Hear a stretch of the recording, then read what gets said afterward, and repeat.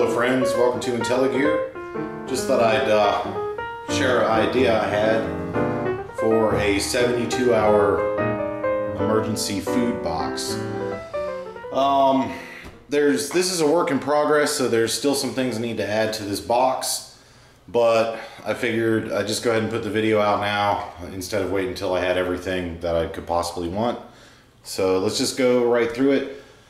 Start off with the philosophies here.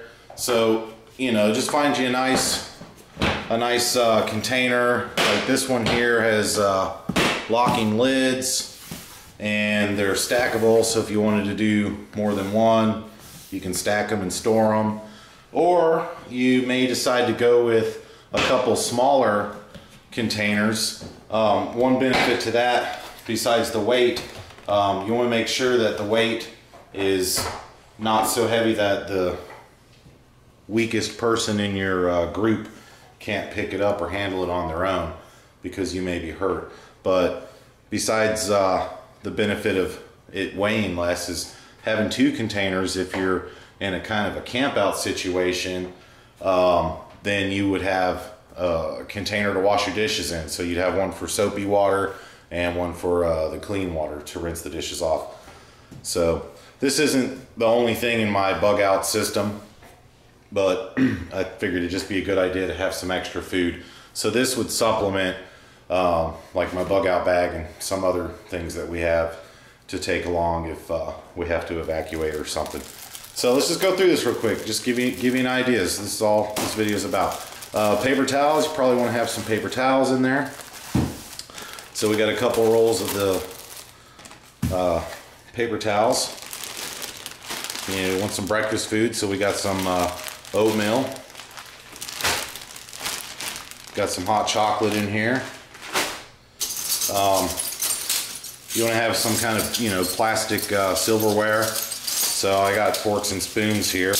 We don't really need knives with the food that's in here, so I didn't include them. But forks and spoons, I'm gonna have some of those. I just threw in 4 of these bottles of water here, because once you've used this water bottle, you could still reuse it, fill it back up with water, mix your drinks up in it, whatever. For example, these little Gatorade pouches, they're single size, and you could just pour that right into the bottle of water. So we have that, but in addition to that, I have a bigger bottle here. So you could actually cook some of this food that's in here, because we've got some dehydrated food, like these instant mashed potatoes here. Just threw a whole box of those in there. And you know, like things, you know, for your oatmeal. Here's some more breakfast food, some instant grits. They got a flavor variety pack that's pretty good for breakfast.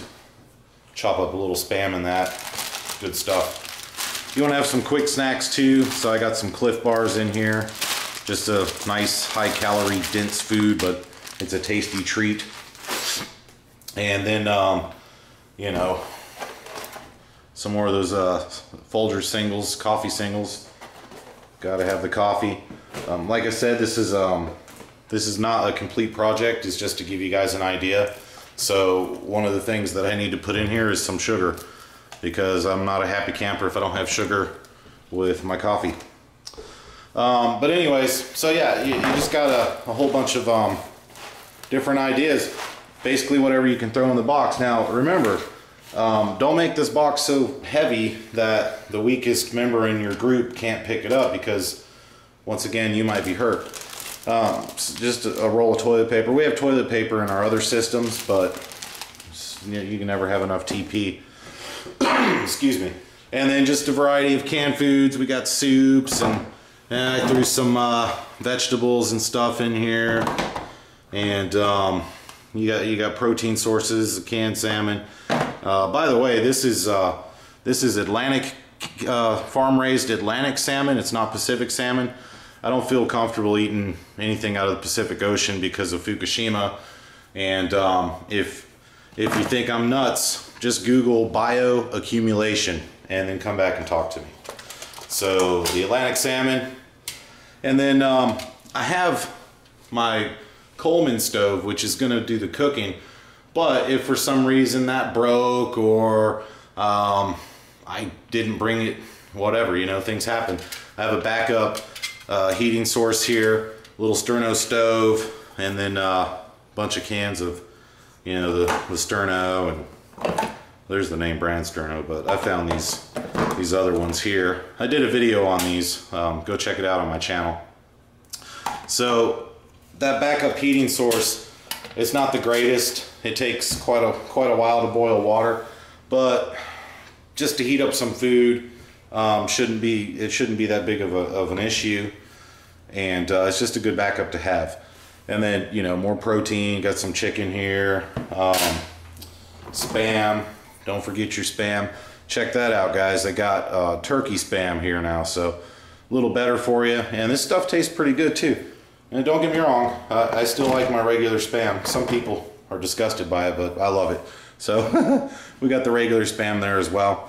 Now you'll notice you don't see any of my single serve Spams or tuna fishes or anything of that nature in here, because those are all in my mobility system. So they're in my bug out bag and my other systems.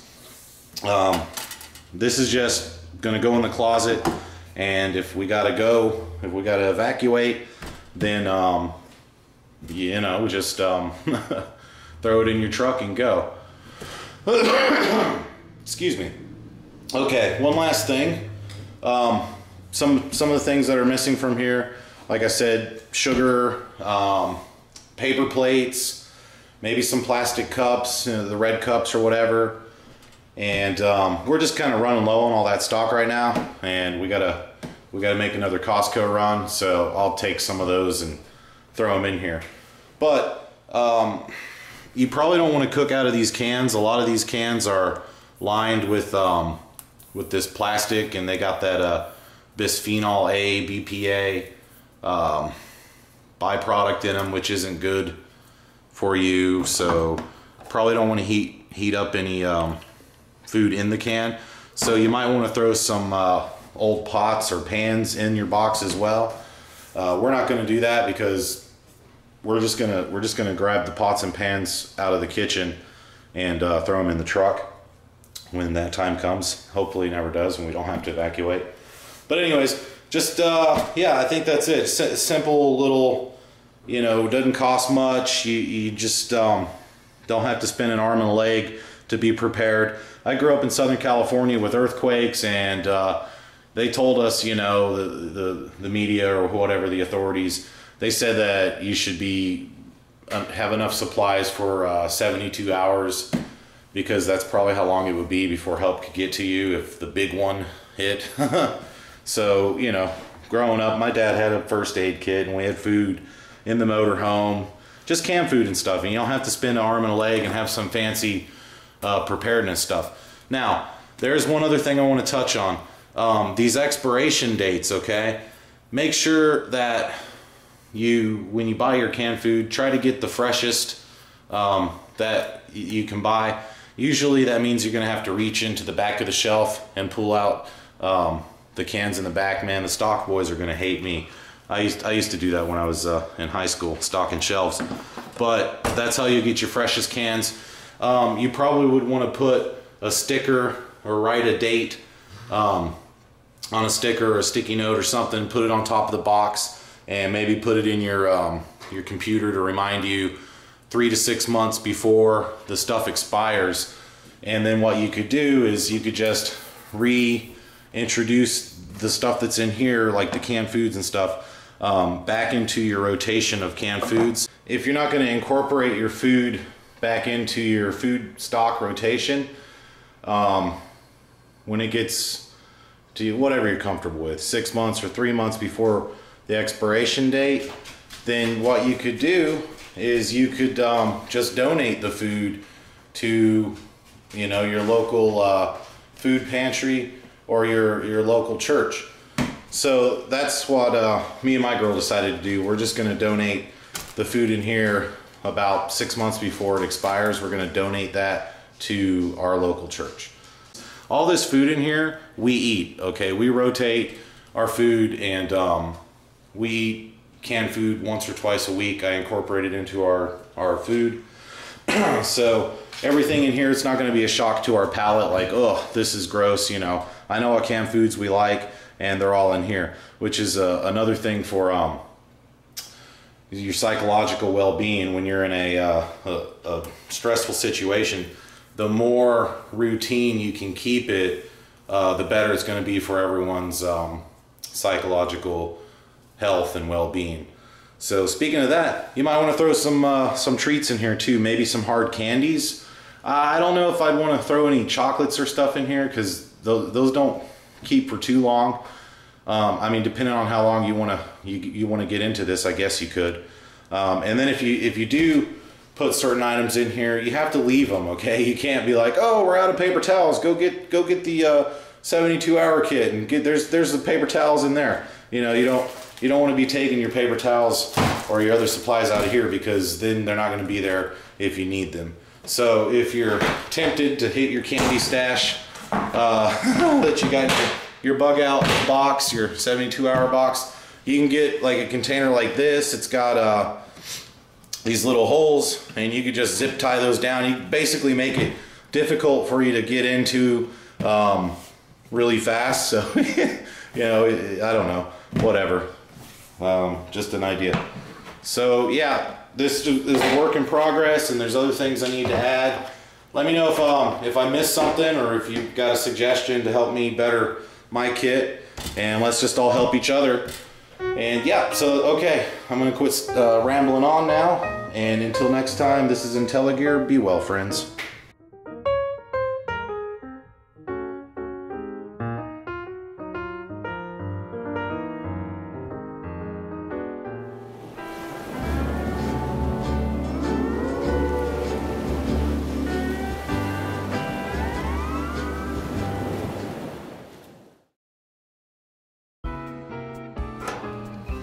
You're going to turn this knob 2 times quickly, okay, while holding the lighter down here.